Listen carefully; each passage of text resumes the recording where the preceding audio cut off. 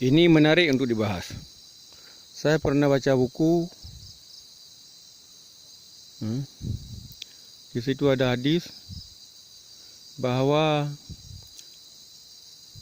binatang dalam batu pun dikasih makanan oleh Allah. Jadi jika ada hewan dalam batu karang besar, itu makanannya diberikan oleh Allah. Jadi bukan atas usaha kita. Kita hanya berusaha, ikhtiaru wajibun.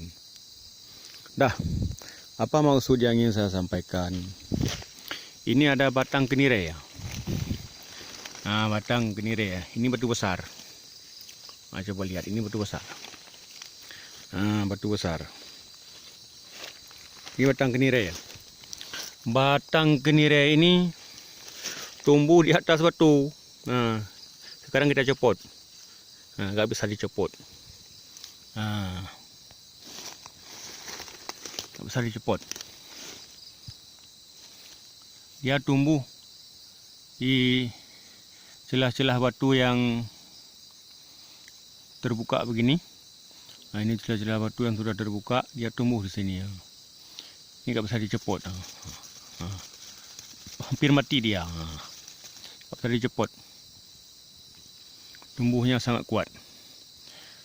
Jadi rupanya di dalam batu besar ini juga ada makanan. Makanan siapa? Ya, makanan batang kenirai ini, batang tumbuh-tumbuhan ini. Jadi kita jangan malas mencari rezeki. Yang kasih rezeki itu Allah.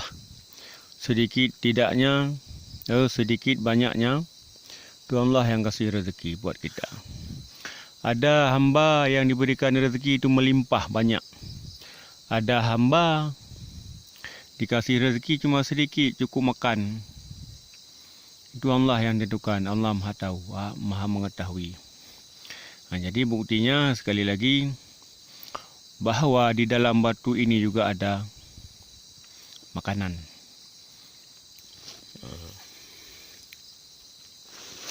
Jadi kita jangan malas mencari rezeki.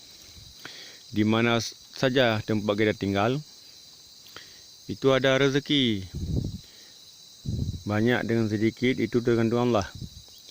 Cuma kita jangan malas. Jangan berpangku tangan. Jangan menyalahkan pemerintah. Padahal salah kita, tak mau berusaha. Ikhtiaru wajibun. Ikhtiar itu wajib. Ikhtiar berusaha. Dia berusaha tumbuh. Batang kenirai ini berusaha tumbuh. Dia tumbuh. Tumbuh subur dia. Nampak subur. Daunnya yang hijau. Tidak menguning. Padahal sekarang musim kemarau. Sekarang musim kemarau. Agustus kan kemarau. Agustus, September itu kemarau.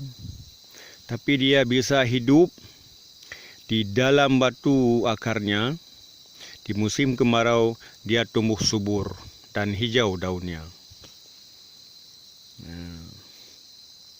Maknanya apa? Bahawa setiap makhluk Allah yang hidupkan dan Allah pula yang mematikannya.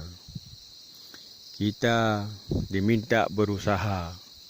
Yang memberi rezeki itu Allah. Allah yang kasih rezeki.